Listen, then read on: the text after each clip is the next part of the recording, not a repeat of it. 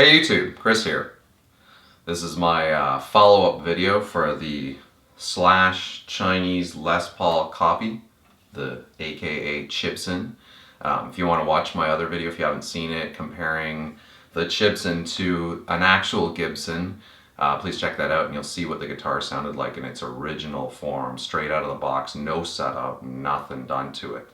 This follow-up video is the souped up version of the guitar. It's kind of become half Chibson, half Gibson, and I want to go over what the sounds are like on these new pickups, which are the Seymour Duncan / Alnico 2 Pro signature set.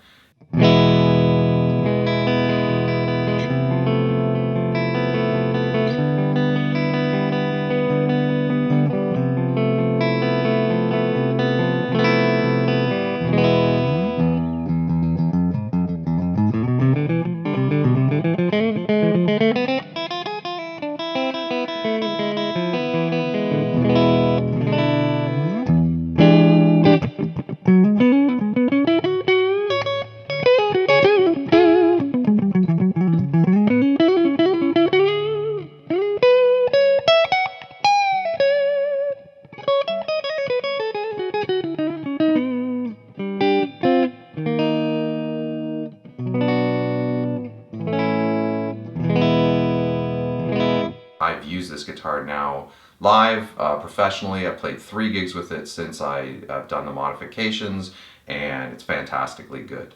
So I replaced the truss rod cover. What you notice with the old one is it's black, but it's got kind of a grayish kind of tone to it, and it looks a little cheap. This is an actual Gibson one. You can identify them because they've got the sort of white outline to them, and I've noticed that now stand out on several Gibson guitars.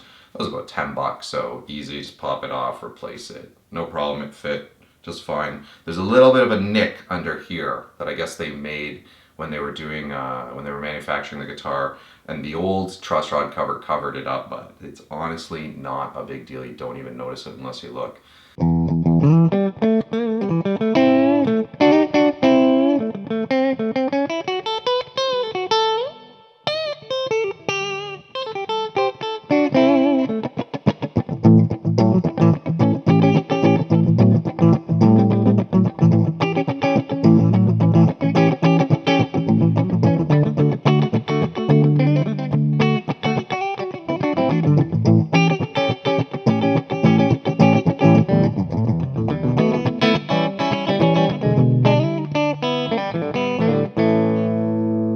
The tuners.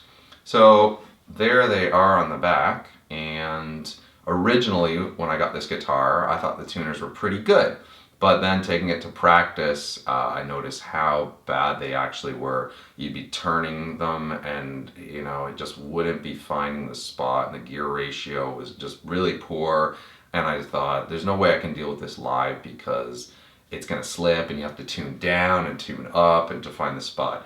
So I bought the Gibson replacement ones. These are the actual Gibson ones. What you'll notice is the diameter of the peg at the bottom is thicker, so the holes that it goes through will have to be enlarged. You can either use a reamer and do it yourself or take it to a technician to do it for you. They're slightly taller, the posts of these Gibson ones. And they are slightly different than the Les Paul, the ones on my Les Paul that I have. But that's a 20-year-old guitar. Also, note this. The box said that they were pearloid, the buttons, these parts. But they are not. They're slightly greenish color.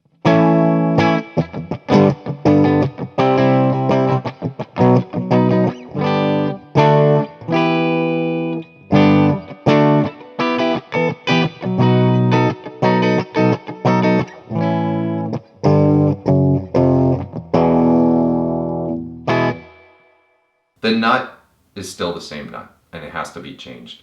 I really don't like the nut. I asked the technician to modify it, and he did a very poor job. I won't say his name here. Went to a different technician after that. He just filed down the slots more, so the strings are sitting too low in the nut and it's sticking up too high. I'm gonna get a bone nut put in there and replace that. But, it works, and for now, it's fine. Nothing was done on the fretboard. The frets are the way they were. There's a little bit of high fret action here, but not enough to cause any kind of impediment. The pickup mounting rings. I bought the Gibson ones because they're slightly more, the natural color, not as yellowish as this. They don't fit exactly over top. They're slightly more narrow. And so you'd have to dowel these holes, and I just didn't bother. And I wonder what it would be like. And to be honest, I don't see a difference in color when I change the pickup.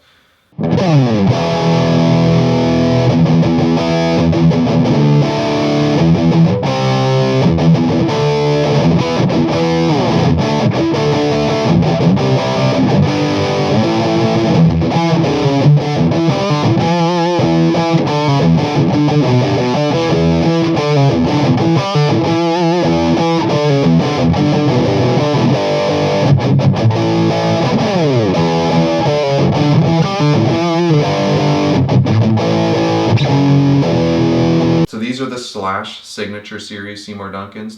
He had the Alnico 2 Pro humbuckers in his AFD guitar, and what they did for the signature ones is they made them a little bit hotter than the normal ones to get closer to that tone, because I guess the body wood of that Chris Derrick Les Paul that he used on Appetite for Destruction just had a hotter sound than a regular Les Paul. I'm not sure, so they sort of try to replicate it.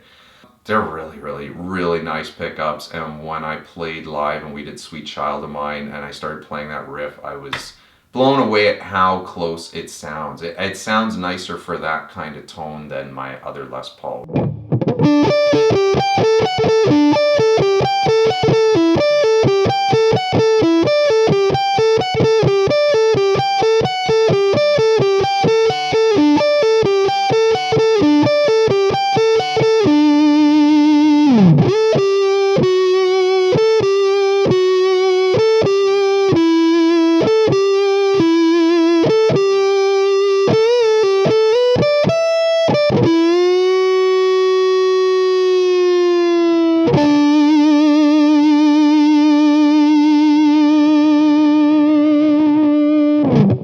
It had one of those longer kind of switches on it, which I really don't like because I got used to the way the Gibson one is. So I bought a Gibson switch.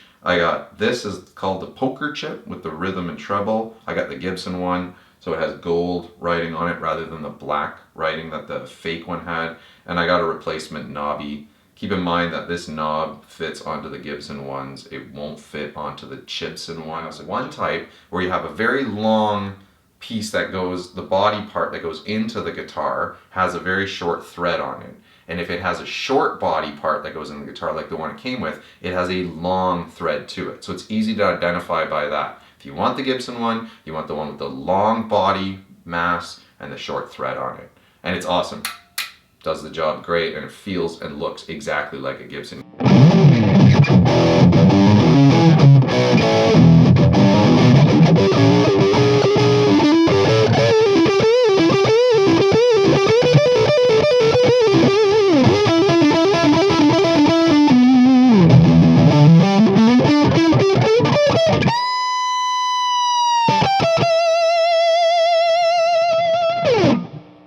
To the bridge. Originally I kind of thought the bridge was decent too, but the saddles, the grooves in them were just way too carved out and it was kind of junk. I didn't really like it. Bought the Gibson Nashville bridge. The difference with the Nashville is the slots for the screws for each saddle are on this side, and on a vintage bridge they're on the opposite side, which is what my other Les Paul has. And this one's really nice. I really like the feel of it. It feels nice on the hand, looks good. It's great, no problems there. This was a pretty expensive upgrade because not only did I have to buy the bridge, but the technician had to dowel the original holes and re-drill them to add this into it. And that just job alone cost $200 for him to do. I left the tailpiece on. I didn't really see the purpose of changing the tailpiece. It was fine the way it is.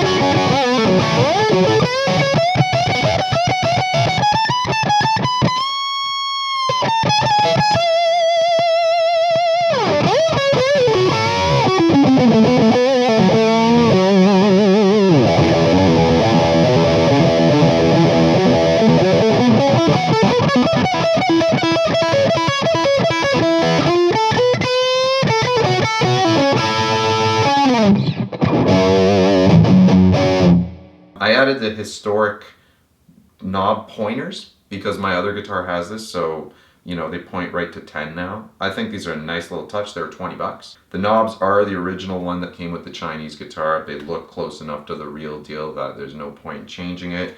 I wanted to change the jack plate out to the plastic one like the Les Pauls have, even though you occasionally see real Gibsons with the metal one on there. Unfortunately, this is more of a rectangle shape and the Gibson one's more squared, so again, the holes don't match.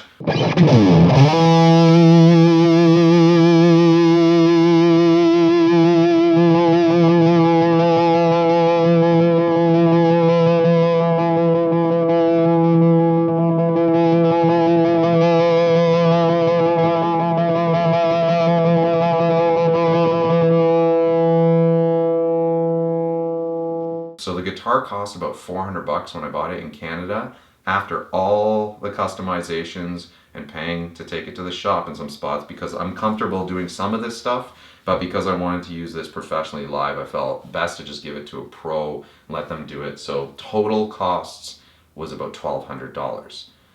So it's kind of triple what I originally paid for it, and I thought I was going to get away with about $800 or $900 to complete this guitar, and it cost more than I thought. Now that bridge was expensive, so maybe if I'd shopped around better or more, I would have got a better price for it and saved a little bit. But you're looking at around $1,000, if not a little bit more, to fully complete this. Plus you want to buy a case for it, so add that into the cost, and a strap and all that sort of stuff. So it's a tough one. In the end, what would I say about this? Well, you could buy a used Les Paul or a Les Paul Studio for about that same cost and not really have to mod it, though you might want to change the pickups from the stock Gibson ones.